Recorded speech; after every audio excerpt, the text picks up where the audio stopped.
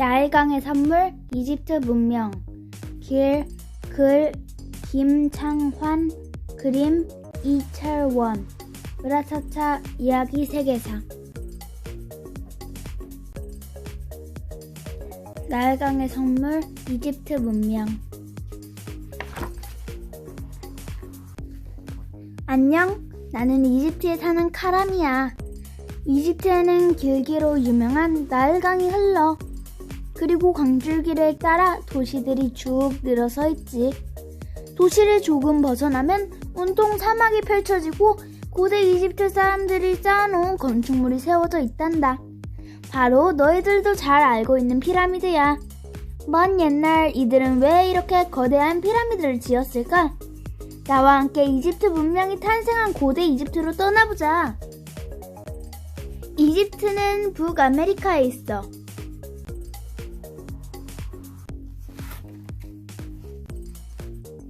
메네스. 기원전 3100년쯤 상하로 나뉜 이집트를 처음으로 통일한 파라오야. 강력한 권력을 손에 쥐고 넓은 이집트 땅을 다스렸지. 아흔모세 1세. 기원전 1570년쯤 이집트 땅을 차지한 힉소스를 내쫓고 영토를 되찾은 파라오야. 강력한 군대를 키워 이집트 영토를 크게 놀렸어. 람세스 2세. 이집트 문명을 꽃피운 파라오야. 히타이트와 평화협정을 맺고 이집트를 부강하게 만들었어. 자신을 신으로 선포하고 화려한 신전을 지었단다. 이집트 문명이 탄생하다. 오늘날 아프리카 북부에 끝없는 사막이 펼쳐져 있어. 하지만 1만 년 전 이곳은 푸른 초원이었단다. 기원전 6000년 무렵 비가 내리지 않는 날씨가 계속되면서 푸르렀던 벌판이 메마른 사막으로 변하기 시작했지. 사람들은 사막을 등지고 물과 먹을 것을 찾아 나섰어. 그들의 발길이 닿은 곳은 나일강 유역이었어. 사막 가운데 이런 곳이 있다니 꿈만 같아. 강물에 뛰노는 물고기와 강가에 자라는 곡식이 사람들의 허기를 달래기에 충분했지. 나일강 주위에 머물던 사람들은 농사짓는 법도 깨달았어. 흙 위에 떨어진 씨앗이 자라 나달이 맺힌다는 것을 알게 된 거야. 씨앗을 뿌리면 곡식이 넉넉하게 얻을 수 있어. 사람들은 살기 좋은 나일강가에 눌러앉아 농사를 짓고 살기 시작했어. 이놈, 참 길들이기 힘들네. 오, 벌써 싹이 나왔어. 나일강에는 물고기가 많구나.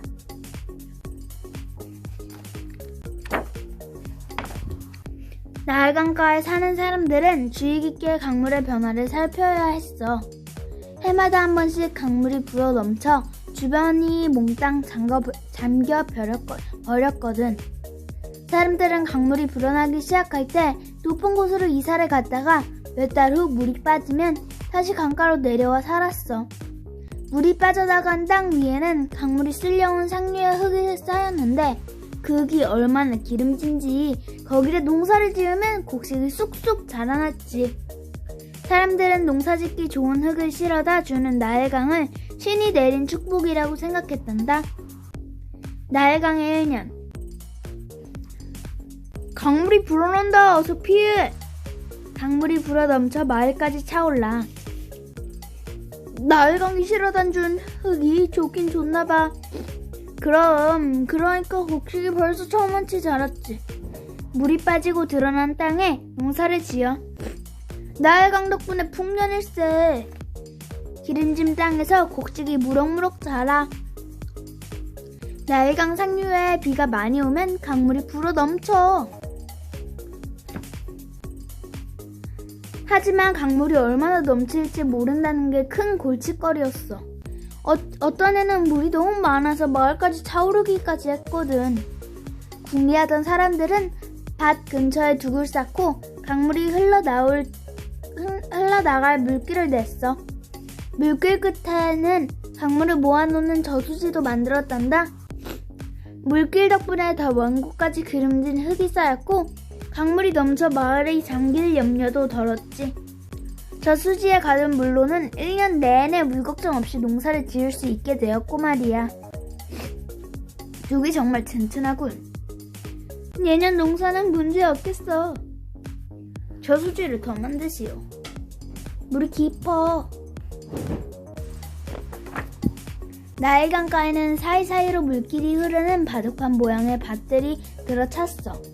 먹고도 남을 만큼 넉넉한 곡식을 거두며 사람들의 생활도 풍요로워졌지. 인구가 늘어나고 마을이 커지자 물건을 사고 파는 시장들도 활기를 띠었어. 시장에는 남은 곡식과 맛바꿀 갖가지 물건이 즐비했지.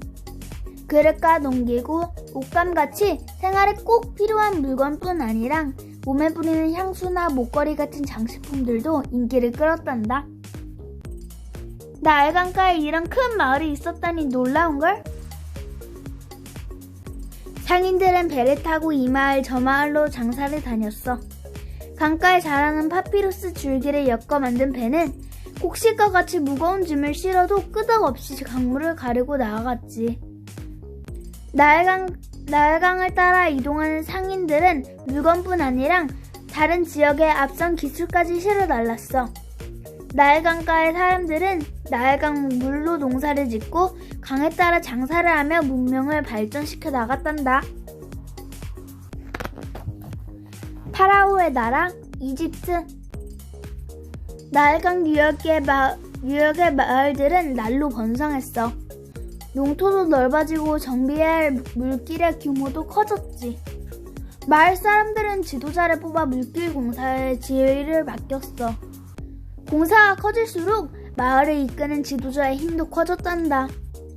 마을 지도자들은 더 좋은 땅과 물길을 차지하려고 서로 싸움을 벌였어. 힘센 마을이 약한 마을을 차지하면서 마을들이 합쳐지기 시작했어. 하나둘 뭉치던 마을들은 기원전 3200년 무렵 나일강 상류의 탕이집트와 나일강 하류의 하이집트 두 개 왕국으로 자리를 잡았어.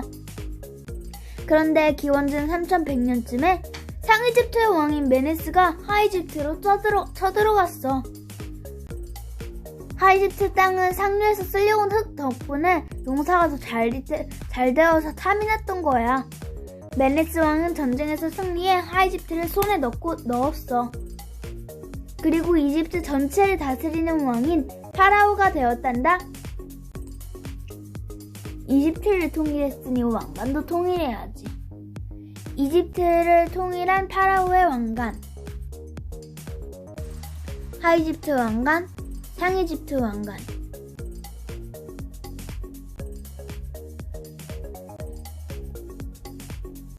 이제부터 내가 이집트의 왕 파라오다!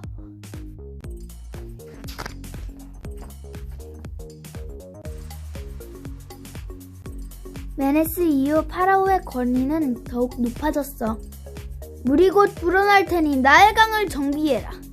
말 한마디면 이집트의 모든 사람이 파라오의 지시대로 물길 공사에 나섰지. 파라오는 나일강이 불어 넘칠 때를 정확하게 알고 있었어. 그건 사제들이 만든 달력 덕분이었단다. 어느 새벽녘 하늘을 살피던 사제들이 태양 옆에 서있는 푸른 별을 발견했어. 그리고 며칠이 지나자 강물이 불어나기 시작했지. 사제들은 360일마다 푸른 별이 나타나는 것을 알아냈어. 그리고 며칠 후면 어김없이 강물이 불어난다는 사실도. 태양 옆에 푸른 별이 떴어. 1년이 지나니까 또 떴네. 태양 옆에 푸른 별이 떴어. 잔잔한 나일강, 겁나 많은 나일강. 1년 지나니까 또 떴네. 잔잔한 나일강, 겁나 많은 나일강. 푸른 별을 뜨더니 홍수가 나네. 또다시 푸른 별을 뜨는지 360일이 걸리는. 파라오여, 푸른 별이 떴으니 홍수가 곧 날 것입니다. 오호, 백성들에게 알려야겠다. 드디어 나일강 비밀을 풀었다. 사제들은 푸른 별이 뜨는 날을 새해 첫날로 삼고 1년을 360일로 정한 달력을 만들었어. 파라오는 이 달력에 따라 때맞춰 해야 하는 일들을 정확히 지시했지. 이집트 사람들은 오래전부터 하늘의 신이 나일강 물을 넘치게 하고 풍년을 가져다 준다고 생각했어. 그런데 파라오가 나일강을 다스리는 능력을 보여준 거야. 이집트 사람들은 파라오의 지혜와 능력에 감탄하며 파라오를 태양신의 아들이라 칭송했단다. 푸른 별이 뜨면 이집트의 1년이 시작돼. 세무, 수확하는 계절. 페레트, 씨 뿌리는 계절. 아케트, 나일강이 범람하는 계절. 곧 홍수가 날 것이오. 물길을 정비하시오. 파라오는 대단해. 홍수가 날 때를 미리 알다니. 넓은 이집트 땅을 소나기에 지은 파라오는 온 나라에서 세금을 거둬들였어. 농부들은 곡식을, 장인들은 물건을 만들어 파라오에게 바쳤지. 세금을 걷는 일은 파라오의 오른팔과 같은 사제들이 맡았어. 그런데 큰 문제가 생겼어. 누가 얼마나 냈는지 일일이 기억할 수는 없는 노릇이잖아. 어떻게 하면 세금의 양을 정확하게 알 수 있을까? 사제들은 세금을 기록할 수 있는 문자를 만들어냈지. 어제는 아랫마을, 오늘은 윗마을에서 세금을 거두었었지. 히에로글리프. 이집트의 상형 문자인 히에로글리프는 기원전 3100년 무렵 만들어졌어. 상형 문자란 몸의 일부나 동물, 물건 등의 모양을 본떠 만든 문자야. 히에로글리프는 문자 하나하나가 모두 뜻을 담고 있어. 히에로글리프는 몹시 복잡했기 때문에 서기가 되려는 아이들은 9살 때부터 10살 넘게 학교를 다녀야 했단다. 여기 너랑 닮은 글자가 있어. 찾아봐.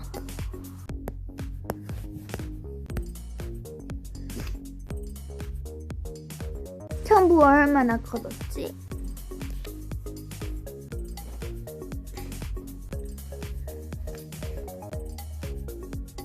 이제 이집트의 모든 일은 파피루스로 만든 종이에 기록되기 시작했어. 읽고 쓸 줄 아는 사람들도 많이 필요했지. 나라에서는 학교를 만들어 서기를 교육했어. 나라 일을 기록하고 관리하는 서기는 할 일이 무척 많은 직업이었단다. 농민들의 수확량을 계산하고 거둔 세금을 기록하고 각종 증명서도 작성했지. 세금을 잘 내고 있군. 길이 정확하게 돼야 해. 저거 7마리야. 알겠어. 그렇게 적을게. 파피루스 종이 만드는 법. 1단계. 나일 강가에 자라는 파피루스 줄기를 잘라 운반해. 2단계. 줄기를 30cm 정도로 토막을 낸 후 세로로 얇게 잘라. 3단계. 물에 불린 파피루스 조각을 나란히 붙여 네모 모양을 만든 뒤 나무망치로 두들겨.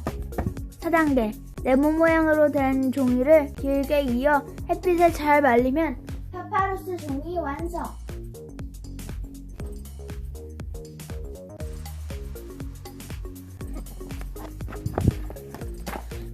파라오께서 묻힐 무덤이다. 튼튼하게 지어라. 이집트 사람들은 수확이 끝난 뒤에도 한가할 새가 없었어. 사막 한가운데 자리 잡은 공사장에는 무거운 바위 돌덩이를 층층이 쌓아 올렸지. 파라오의 건의에 걸맞고 높고 커다란 피라미드를 지어야 했거든. 몹시 험하고 고된 일이었지만 사람들은 열심히 일했어. 파라오는 이집트를 지켜주는 신과 같은 존재였지. 죽어서도 저승의 신이 되어 이집트 백성을 보살펴준다고 믿었단다.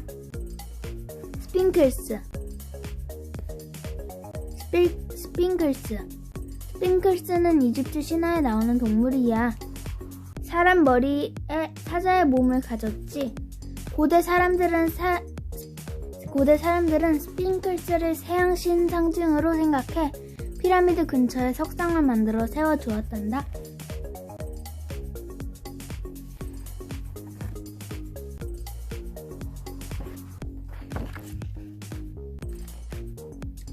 이집트 사람들은 죽은 파라오가 신의 세계에서 부활하려면 살아있을 때의 몸이 필요할 거라고 생각했어. 그래서 파라오의 시체를 썩지 않는 미라로 만들었지. 미라를 어떻게 만드냐고? 일단 시체의 옆구리를 가르고 내장을 꺼내. 내장은 당내용 항아리에 넣어 단단히 봉에 놓는단다. 까불지 마. 안 그러면 확 미라로. 내장을 꺼낸 시신은 소다석회로 덮어 40일쯤 지나 몸에 물기가 모두 빠져나가면 시체의 뱃속을 리넨 천으로 채우지. 소다석회가 수분을 다 빨아들일 때까지 시신을 넣어도. 시체에 기름과 연고를 바른 후 붕대로 칭칭 감아. 다 감고 나면 사제들이 기도를 드리고 시체 위에 행운의 부적을 올려놓는단다. 붕대로 칭칭. 사제들은 완성된 미라에 살아있을 때와 똑 닮은 가면을 씌운 후 황금 간에 넣어 피라미드 깊숙한 곳에 모셨어. 그리고 저승의 신이 된 파라오를 떠받드는 대사를 지냈지. 파라오여, 저승에 가서도 이집트를 지켜주소서. 파라오는 살아서는 이승을 다스리는 왕으로 죽어서는 저승의 신이 되어 백성들의 존경을 받았단다. 미라 완성!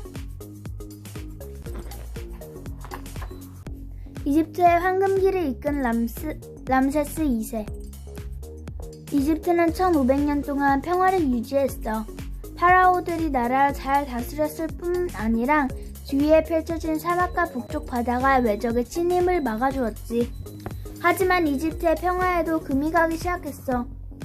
파라오들이 나란 일을 내팽개치고 노는 데만 정신을 쏟는가 하면 연이은 흉년으로 백성의 생활이 어려워졌지.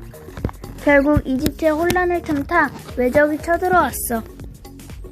기원전 1720년쯤 멀리 있는 이집트 동쪽에 살던 히코스가 이집트를 공격한 거야.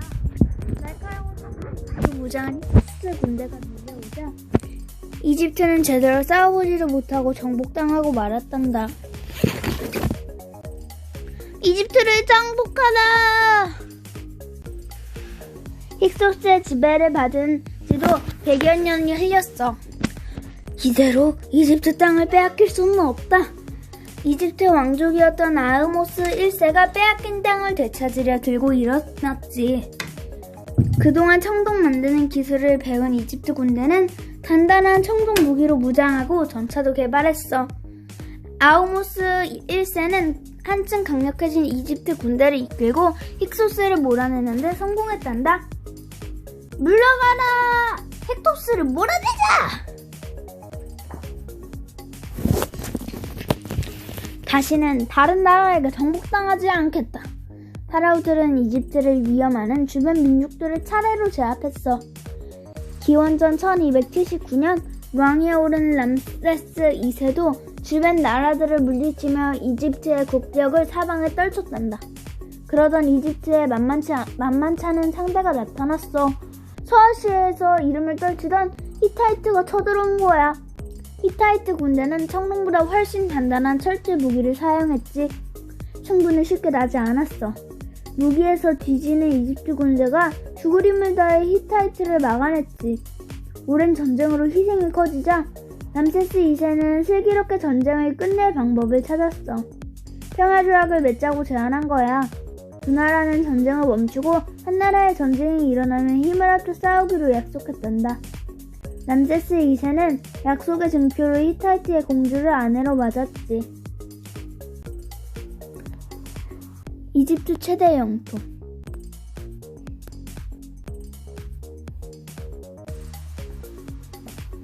히타이트와 힘을 합친 이집트는 천하무적이었어. 그 어떤 나라도 감히 이집트를 넘보지 못했지.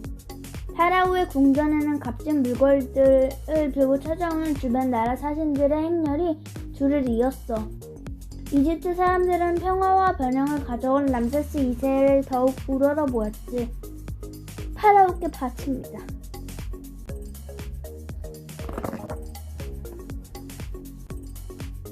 절벽을 깎아 만든 신전이야. 람세스 2세는 이집트를 불강하게 만든 자신이 뿌듯하기 그지 없었어. 자신의 이름을 딴 프람세스를 새로운 수도로 정하고 이집트 곳곳에 자신의 위대함을 기리는 거대한 동상을 세웠어. 하지만 그 정도로 성이 차지 않았지. 나는 살아있는 신이다. 나를 보시는 신전을 지어라. 람세스 2세는 신의 아들이나 신의 대리자 정도가 아니라 아예 살아있는 신으로 대접받기를 원했어. 람세스 2세가 지은 신전 중 가장 유명한 것이 아부신베의 신전이야. 절벽을 깎아 자신과 똑 닮은 신상을 세우고 안쪽에는 자신을 찬양하는 글과 그림을 새겨 넣었지. 파라오 만세!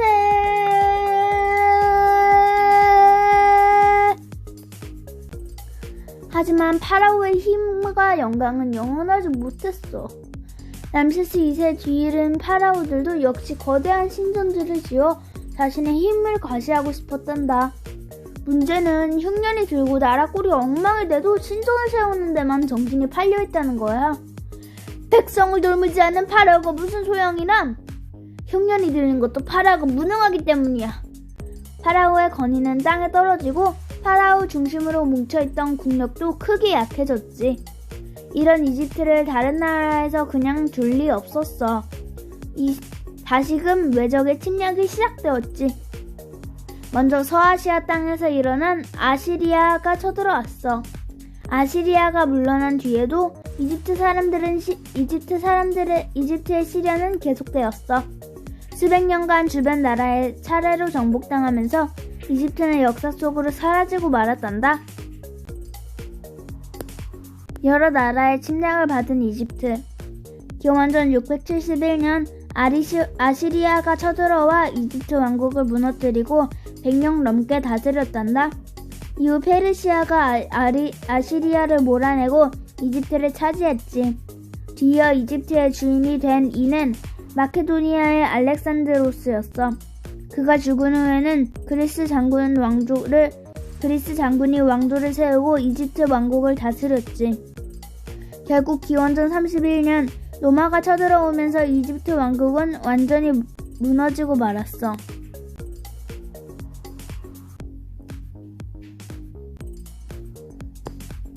이게 무슨 날벼락이야?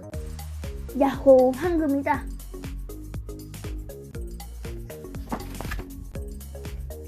이집트 문명을 나일강의 선물이라고 해.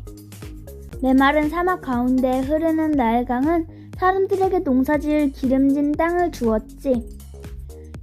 사람들은 이 땅에서 일찍이 문명을 꽃피웠어. 산처럼 높게 솟은 피라미드도, 사물의 모양을 본떠 만든 글자인 히에로글리프도 고대 이집트 사람들이 이루어낸 문명이란다. 이렇게 발전된 문화를 가진 이집트도 결국엔 주변 힘센 나라들의 지배를 받게 되었어. 하지만 이집트 문명은 사라지지 않고 지중해를 건너 그리스와 로마 문명이 탄생하는 데 큰 영향을 주었지. 나일강 덕분에 이집트 문명이 꽃필 수 있었어.